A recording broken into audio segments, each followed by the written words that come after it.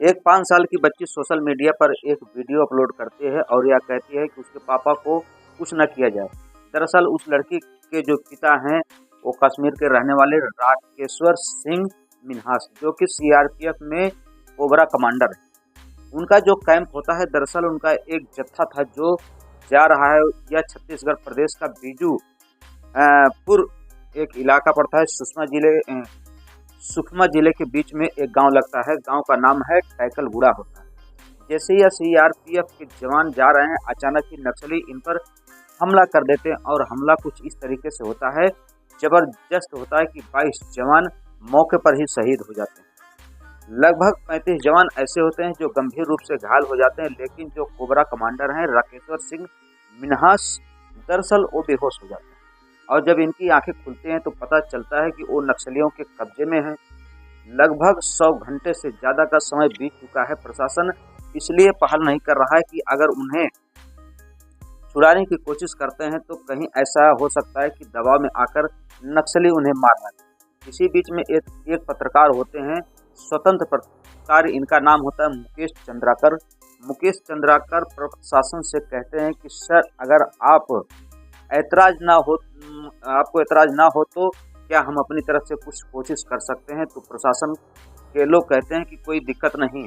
तभी मुकेश चंद्राकर कुछ समाज सेवियों को लेकर के, कुछ जिम्मेदार लोगों को लेकर के टीम बनाते हैं और सीधा 11 लोग होते हैं। उससे टीम के साथ वह सीधा जंगल में पहुंच जाते हैं और जंगल में जाने के बाद अलग अलग इलाकों में, अलग अलग एरिया में उन नक्सलियों की तलाश करना शुरू कर देते हैं। जहां पर फौजी सीआरपीएफ के जवान राकेश्वर सिंह मिन्हास, जहां पर उनको पकड़ा हुआ था, आखिरकार वो मिल जाते हैं। गांव वाले भी होते हैं। तभी इस पत्रकार ने अपील की और अपील करने के बाद कहा कि इन्हें कृपया छोड़ दिया जाए।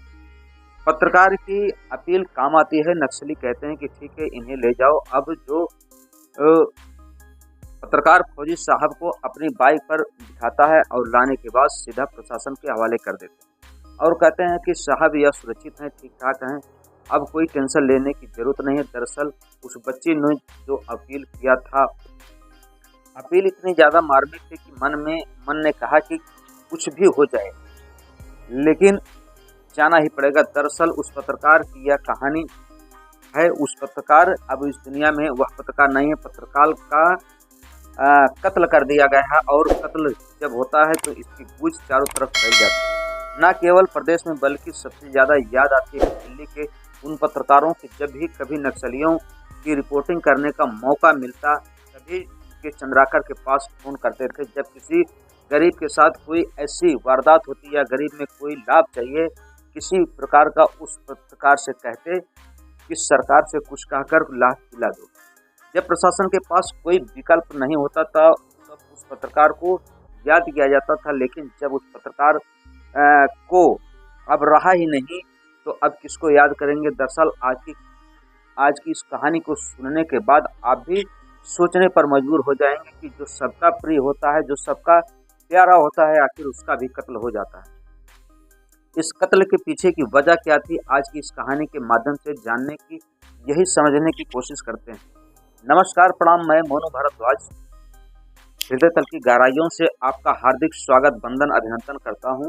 दोस्तों, आप हमारी कहानी कहां से देख रहे हैं कमेंट बॉक्स में जरूर लिखें। अगर नए विजिट कर रहे हैं हमारे चैनल पे तो चैनल को सब्सक्राइब जरूर करें। दोस्तों, छत्तीसगढ़ प्रदेश का एक जिला है बीजापुर। बात कर रहा हूँ 1 जनवरी 2025 शाम लगभग 7 बजे के आसपास का वाकया रहा होगा। एक पत्रकार हैं, स्वतंत्र पत्रकार, और किसी चैनल से भी जुड़े हुए हैं।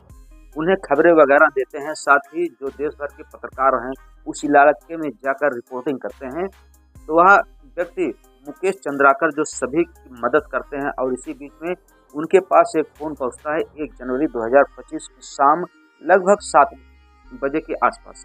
कोई व्यक्ति उन्हें बुलाता है और चले जाते हैं। ऐसा पहली बार नहीं हुआ था, ऐसा बहुत बार हो चुका था। घर वाले को इस बात की आदत पड़ चुकी थी, लेकिन 2, 3, 4 घंटे का समय बीत रहा था, लेकिन मुकेश चंद्राकर का कोई पता नहीं चलता है। इसी बीच ऐसी ही रात बीत जाती है। तभी मुकेश चंद्राकर को जो बड़े भाई होते हैं युकेश चंद्राकर, उनके पास खबर पहुंचती है।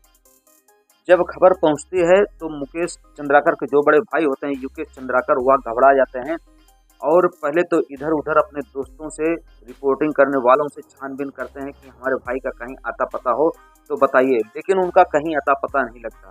दोस्तों तभी गुमशुदगी की रिपोर्ट दर्ज कराई जाती है। जब रिपोर्ट दर्ज हो जाती है तो उनका आखिरी लोकेशन देखा जाता है। लोकेशन देखने के बाद उनकी जो आखिरी लोकेशन होती है वो घर के कहीं आसपास बताई जाती है। लेकिन जो रिपोर्टर होते हैं वह जीमेल के माध्यम से उनकी ट्रेस करते हैं, और जब ट्रेस करते हैं तो उन्हें पता लगता है कि बीजापुर शहर का एक इलाका पड़ता है चट्टान पारा बस्ती। वहां पर उनकी आखिरी लोकेशन दिखाई जाती है। तब वह एसपी साहब जो होते हैं जितेंद्र यादव जी से जाकर मिलते हैं। अब पुलिस अपने तरीके से, गवर्नमेंट अपने तरीके से छानबीन में लगी हुई थी, लेकिन उस पत्रकार का कहीं भी आता पता नहीं लग रहा था। तभी जो पत्रकारों का एक गिरोह होता है, जो उनका एकजुट समूह होता है, वह एसपी साहब के यहाँ दबाव बनाने लगते हैं कि आपको एक टीम बीजापुर शहर का जो इलाका है चट्टान पारा बस्ती, वहाँ पर जाना चाहिए। तभी एसपी साहब एक टीम गठित करते हैं और जाकर वहाँ देखते हैं तो वहाँ पर जो बैडमिंटन कोर्ट होता है खेलने का, वहाँ पूरी छानबीन की जाती है, लेकिन वहाँ पर पत्रकार का कहीं अता पता नहीं लगता। दोस्तों तभी एक पत्रकार होते हैं, उनकी नज़र एक सेफ्टी टैंक होता है उस पर पड़ती है, जो शौचालय में अक्सर बनाया जाता है छोटे छोटे पार्ट में, ताकि अंदर जब कचरा भर जाए तो उसको साफ करने आसान हो। लेकिन वो जो सेफ्टी टैंक होता है बिल्कुल अलग ढंग से बनाया हुआ था। तभी एक पत्रकार का दिमाग घूमता हुआ कहते हैं कि सर इसको खुदवाया जाए, ऐसा लगता है कि हमारे साथी की लाश इसमें है। काफ़ी जोर देने के बाद एसपी साहब उसको तुड़वाते हैं। जो तुड़वाते हैं तो अंदर देखते हैं कि उसमें जो पत्रकार महोदय होते हैं उनकी लाश तैरती है। दोस्तों तभी उनको निकाला जाता है। निकालने के बाद बॉडी को पोस्टमार्टम के लिए भेज दिया जाता है। अब यह सवाल उठता है कि आखिरकार इतने अच्छे इंसान जो कि सबकी मदद करते थे, सबके सुख दुख में हमेशा खड़े रहते थे, उनका कत्ल कौन कर सकता है। तभी 3 लोगों को हिरासत में लिया जाता है। पुलिस छानबीन में लग जाती है। असल में एक जो ठेकेदार होते हैं 120 करोड़ रुपए का उनका टेंडर होता है, और उस टेंडर में उनको सड़क बनाने का जो ठेका मिलता है तो वो सड़क पूरी तरीके से बनी नहीं थी, लेकिन 90% जो उनका वेतन था, जो पैसा था, वो रिलीज हो गया था। इस बात की खबर जो चंद्राकर मुकेश थे वह पेपर में छाप देते हैं और लोगों तक पहुंचा देते हैं। इस बात से वह ठेकेदार काफ़ी नाराज हो जाता है। इस हत्या के पीछे उसका बहुत बड़ा हाथ बताया जाता है। अब पुलिस की टीम, एसपी साहब की टीम, प्रशासन के लोग कितने जल्दी उस पत्रकार के हत्यारों को पकड़ सकते हैं, उनको क्या सज़ा दी जाएगी, ये आने वाला समय वक्त ही बताएगा। लेकिन दोस्तों एक इंसान जो इतने अच्छे लोगों को संपर्क में रहता है, ना जाने कितने सैनिकों को छुड़ाता है, जब भी सरकार के पास कोई विपदा आती है, जब उसके पास कोई विकल्प नहीं रहता, तब वह मुकेश चंद्राकर को याद करते हैं और वह पूरी निडर से, पूरी तन्मयता से देश की सेवा करते हैं। दोस्तों हमारी कहानी कहने का उद्देश्य किसी के दिल को ठेस पहुंचाना नहीं, बल्कि आपको सतर्क करना है, आपको जागृत करना है कि आप सतर्क रहें, स्वस्थ रहें, मस्त रहें। मिलते हैं हम आपसे अगले वीडियो में, तब तक के लिए आप अपना ख्याल रखें। जय हिंद, जय भारत, हर हर महादेव।